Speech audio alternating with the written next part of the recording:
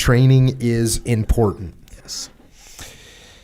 He breaks down here organization for unit training. Training plans, comprehensible and workable plans are indispensable and should be formulated with consideration of the following 4 essentials. Establish training goals. That's number 1. Number 2, continuous evaluation. This process must go on throughout the training cycle and as an integral part of it. Only by continuous evaluation can deficiencies be discovered early enough to make immediate correction possible. Number 3, testing. Closely related to evaluation is the more formal testing that is given to an individual or unit at the conclusion of a phase of training or block of instruction. It's here that we determine whether our training goals have been met. Number 4, remedial training. I must emphasize here the value of remedial or make-up training. Once evaluation and testing have identified the areas of deficiency, remedial training must be used to correct them. It should be an integral part of every training schedule. Of course, the instruction will be designed to overcome specific weaknesses that have been exposed by the testing program and will have to be keyed to the specific needs of your unit. It is essential, however, that remedial training be regularly scheduled. Gosh, that makes sense.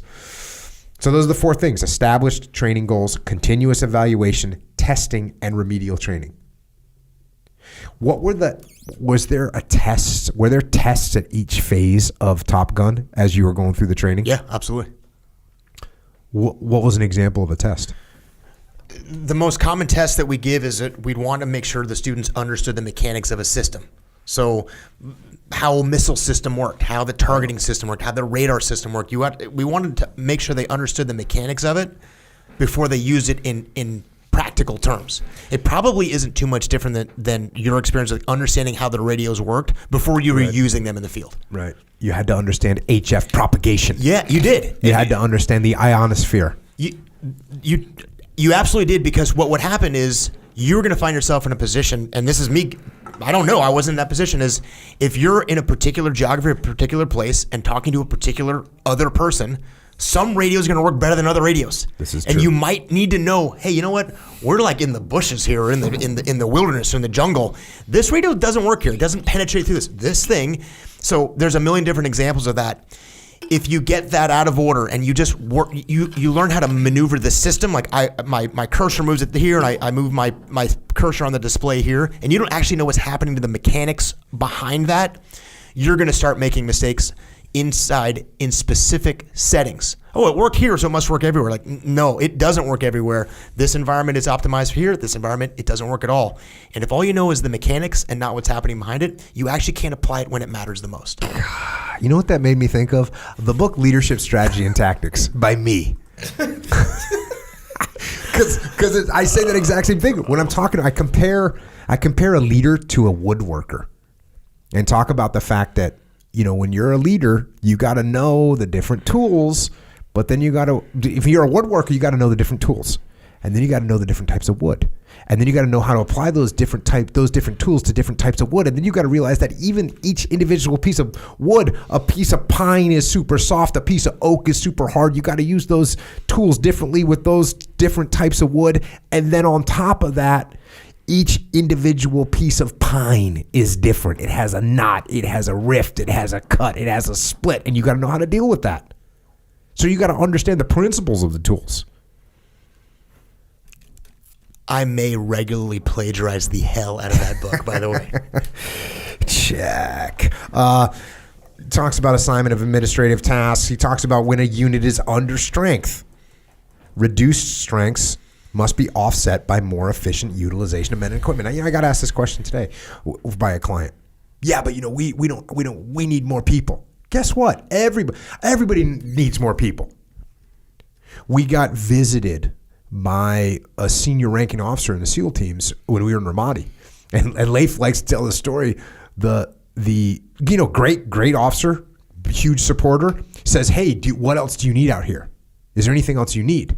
And I said, "I need 2 more task units worth of men." We had enough missions to get everybody busy. But guess what? We didn't get anybody. We didn't, that's the way it works. Next little section, inject realism. The experienced commander knows that soldiers do in combat exactly what they have been taught and have practiced in training. Therefore, each training situation and problem must be as valid and realistic as possible, with unreal or artificial aspects eliminated. Training must reflect as many of the conditions, scenes, noises, and situations of the battlefield as ingenuity can conceive and safety rules will permit. And I remember I'd put on, we'd be doing, when I got back from my last deployment, when we got back from Ramadi and I took over training, a few months into that, when you would put on your nods at night, you might as well be in Iraq. You might as well have been in Iraq. We had the speakers playing gun battles and call to prayer. We had tires burning. We had people dressed up like, local Iraqi citizens walking around. It was freaking awesome. It was freaking awesome. That's what you're supposed to do. Damn, I remember that. The first time we were rolling into the Mulab, and it was early in the morning. It was actually when the blue on blue happened in Extreme Ownership. But when we were rolling in there, I remember rolling in and like there's tires burning in the streets. And yeah, I was like, okay, because what does that do? That screws up your nods. And luckily the sun was coming up, but it was still dark outside. But I'm thinking these Mujahideen fighters know what they're doing. These guys know what they're doing. And then guess what? So it messes up your night vision when you're staring at these burning fires. And then the sun comes up. Well, now there's just black soot smoke everywhere. And you can guarantee you that when I got back and I was running training, you rolled out in the street, we're burning tires. Totally. Your night vision's going to be all jacked up. And when you're done with the night vision being all jacked up and the sun comes up, guess what? It's going to be black smoke everywhere. One of the best ways to emphasize realism is to assess personnel casualties for improper use of cover, or in the case of night exercises, vehicles can be knocked out for unauthorized use of nights. What does that mean? You're putting people down. This is like TRADET instructions. I might as well have written this for TRADET to use. This is exactly what we did. Oh, you're not standing by cover? Cool, you're dead. Oh, you're going to move out across an open street without any cover fire? Roger that. You're dead. You're down, man. Now let's get this thing figured out. Oh, by the way, your buddy wants to come help you immediately without putting down suppressive fire? Cool, he's dead too. Let's rock and roll. Who wants to figure this out? Who wants to put the cover in cover and move? Dude, you're literally like, I wrote that thing down, fundamental, sound, and realistic. Oh, cool, you're not applying the fundamentals? Good, you're dead. Oh, your tactics aren't sound? Cool, he's gone. Now what are you going to do? I mean, I should have a tracker. I should literally just be marking how many times he and you are referring back to the realism that's required. And the beauty of that, especially when you have experiences, it completely takes away that ammunition of, this would never happen. Or this is unrealistic. The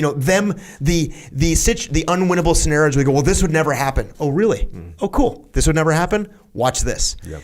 And the easier the training is, the more acclimated people get to things being easy, and the more unwilling they are to believe how difficult they can be.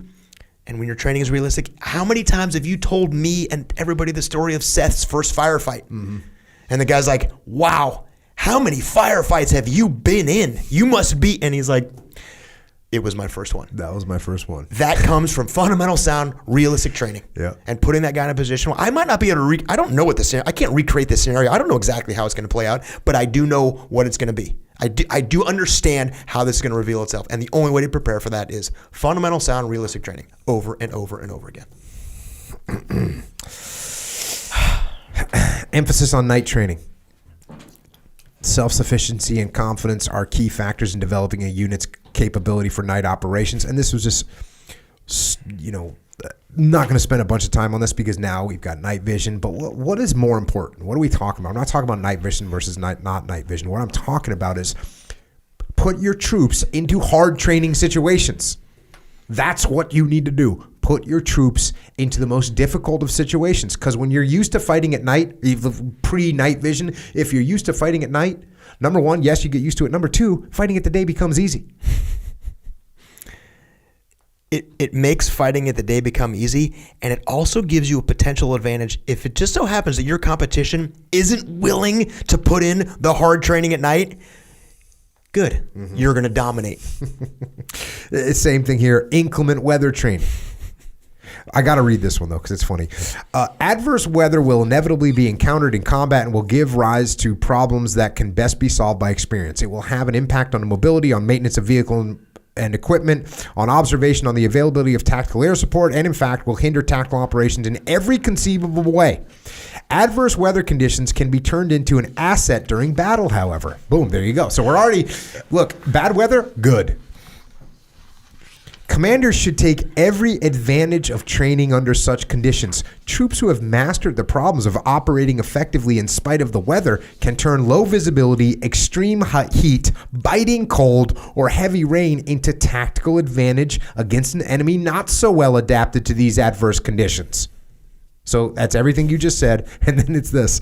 The solution of rainy day schedule is to put on the raincoat and take full advantage of the adverse conditions for profitable field training and experience.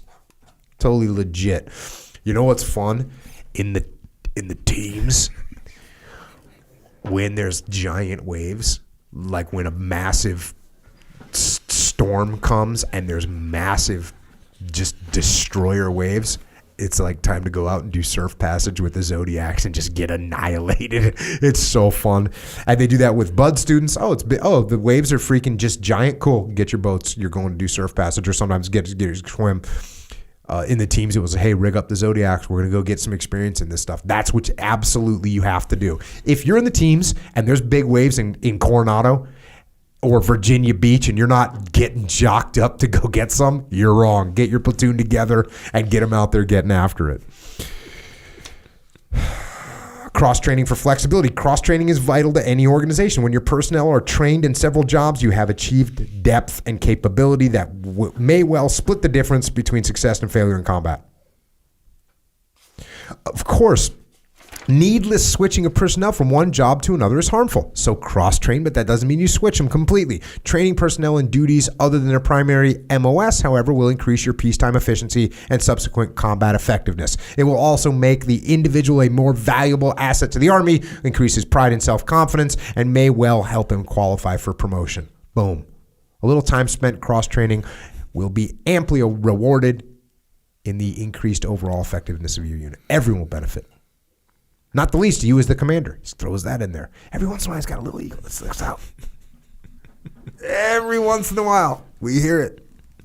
Got to be something driving this guy to do 45 years in the Army, I reckon. But he likes that. Taking care of the troops, also. Little Benny, little side Benny for the man. Chain of command. A good organization always has a smoothly functioning chain of command. A sound training program, properly supervised, can be the primary means of developing the proper functioning of the chain of command, which is also essential in combat. A good commander will guide the development of his unit to ensure that subordinate commanders retain and use their authority and responsibility in any unit. The non-commissioned officer plays a leading role. That's your frontline managers. He must be carefully instructed, given responsibility, and then held accountable. I frequently find squad leaders ignoring their team leaders by issuing orders, giving fire commands, and taking other actions directly with the individual members of the squads. Even worse, I found responsible officers who were condoning these mistakes. The squad leader should use his team leaders to exercise control over the squad at all times. Commander should supervise an assault, battle drill, and squad exercise to ensure that squad leaders understand and apply the principle of exercising command over the rifle squad through designated team leaders. So don't jump through the chain of command. Let your subordinate leaders lead.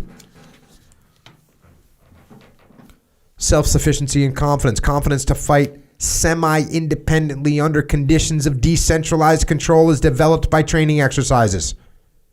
Current concepts of warfare, visualizing greater dispersion on the battlefield, so we're more spread out, dictate the necessity for units to acquire self-confidence and self-sufficiency.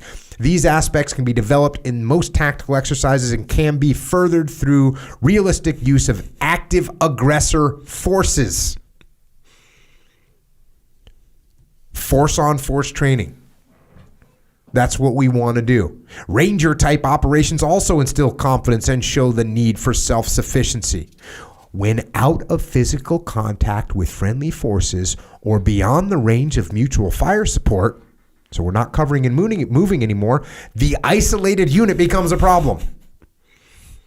In our training, commanders should recognize the plight of the isolated unit, not by simulating it, but by actually demonstrating it. When the small unit is confronted with an isolated mission, confidence can always be instilled by ensuring that procedures are established for maintaining communications and for rallying to its support if required. Training should be aimed at developing integrated procedures for the employment of Army aviation and Air Force troop carrier troop movements for resupply and medical evacuation. So we have to learn to work independently, but we always have to be able to support each other. If we're alone out on the battlefield, we die. You mean there's a balance there? There's a balance. There is a little dichotomy. Dude. But cover and move, there's another doctrinal term that I love, is supporting distance. I'm not allowed to be further away from Dave. If I can't defend Dave's position or cover for Dave because he's out of the range of my weapon systems, he's too far away. That's a perfect example of the cross-training he's talking about. I could be an infantryman. Do I need to be an expert on indirect fires? No. I probably don't need to know how to field strip every little, but you don't need to know how far that thing can shoot. Because if I get too far away from that supporting element and I go, well, the reason I got too far away is I didn't know how mortars worked. Cool, the outcome is your team gets annihilated. So do I need to know every single thing that the mortar platoon commander knows? No, you don't. But you got to know a little bit. You got to know how you and he interact together. And so even that idea of cross-training is if you don't have a sort of a functional understanding inside your company, you used the example before of the salespeople and the customer satisfaction people. If you're a sales lead and the only metric you measure for success is how much you sell, and you don't realize that in the return department, that number is the same, you're losing. You're losing because there's a piece that you don't. Do you have to know everything they know? You don't. And actually, you don't have time to know everything they know, but you got to know enough. You got to have enough understanding of what's going on there to measure the success of the entire organization, to include your team, and that requires a little bit of cross-training. And that is a perfect example of how come you need to know something about everybody. Mm-hmm. Small unit tactical exercises. Tactical exercises should be as well prepared as training tests. As often as possible, the tactical situation for a field exercise should be laid in the framework of an echelon 1 or 2 levels higher than the participating unit. This is desirable to bring into play the necessary intelligence, supply, evacuation, and similar roles of supporting forces that have a bearing on the specific tactical operation. Don't confuse the squad leader, however, by giving him everything that was in the battalion and company commander's orders. That's an interesting little point to bring up, is that, well, they're saying that you need to test the subordinate units, subordinate leadership. You can't just, I can't, and this is true in the SEAL teams, I can't test myself. If I'm relying on me as the platoon leader to test my platoon, it's very difficult to do that. Look, and it can happen, and there's some great platoon leaders that'll be able to do that, but there's platoon leaders that they'll pass every test for some reason with flying colors because they're not really being tested. So it's good when you are utilizing the chain of command and some of the elements above to test the elements below. So that makes sense. Again, he always emphasizes all exercises should be conducted under simulated combat conditions. I think we've covered that one enough. Despite limitations on our capabilities to conduct field exercises and combined arms training, I am convinced that commanders can always devise ways and means of achieving essential training objectives. I'll give you an example of that. We would want to have close air support in our urban environment for training. We'd want to have an AC-130 overhead. We'd want to have F-18s overhead. We'd want to have a Marine Corps fighter squadron ready to come and drop bombs for us. That doesn't always happen. In fact, it's very rare that we would get those live assets. So what would we do? We would either bring a pilot or we'd bring a JTAC, a person that was qualified to call, and we'd put them up on one of the buildings in our mount facility and we'd give them a radio. And look, it's almost the same thing. You got a guy that understands how pilots talk and he imitates a pilot talking on the radio. And then we would put up simulated explosions to go off. If they dropped the bomb in the right spot, we'd blow something up and they'd get that satisfaction. Yeah. In fact, there was a company we were using that had little model airplanes. They were actually big model airplanes, but the model airplanes would fly over And then explosions would happen. We kind of went the distance to make the training realistic, launching these, F-18s that would come down and strafe the city, and explosions would go off. It's pretty good, but that's a great way to do it. And what does it cost for me to give the radio to one of my JTACs and stand on a building? It costs $0. Zero. What does it cost to get an F-18 to give me, or a section of F-18s to give me a few hours of support? It costs what, $100,000? Yeah. How much fuel do you burn in an F-18 in an hour? 10,000 pounds. Yes. Check.